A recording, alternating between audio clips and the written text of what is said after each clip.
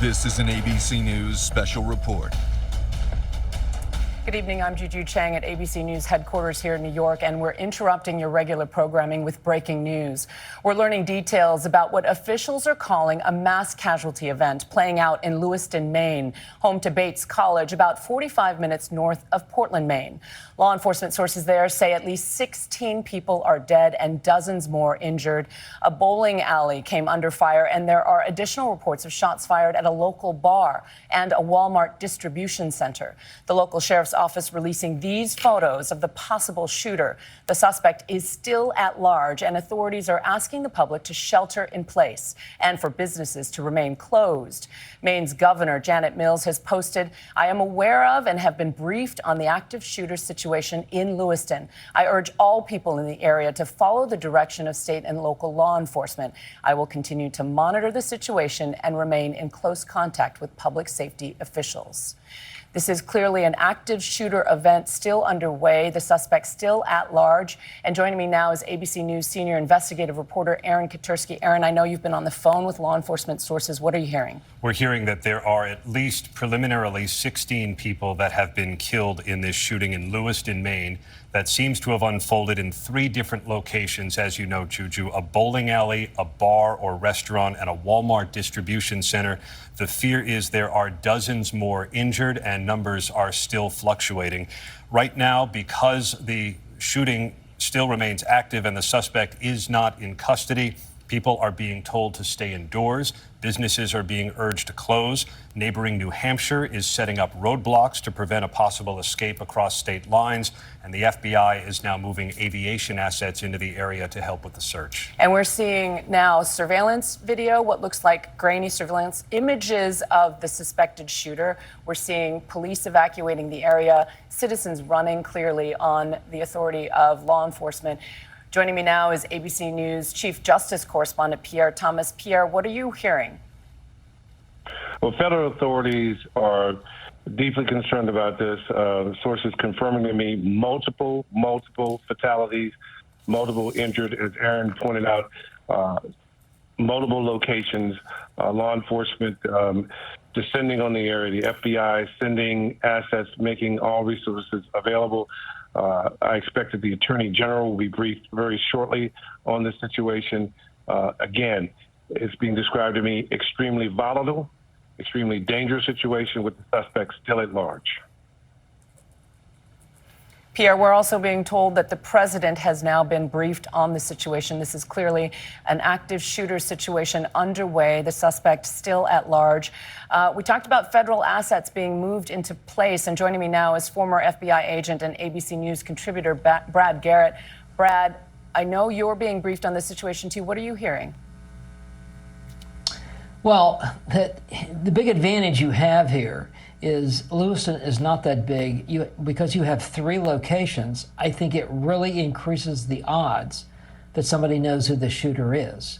Because you're going to probably, or do have, survivors in each location, I presume. So with that, you can start tracking this guy. Obviously, the big concern, if he's hit 3 targets and he's continuing to move, is he going to a 4th or 5th target? And that's a big concern, obviously, and that's why the shelter in place, et cetera, is going on.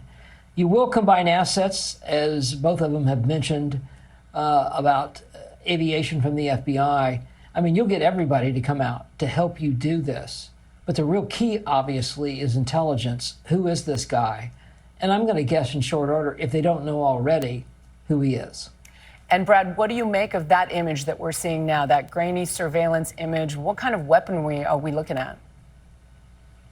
Looks like to me an AR-15 or some version of it. It could be an M4. I'd have to see it closer. But it looks like to me that he's got some sort of extended magazine.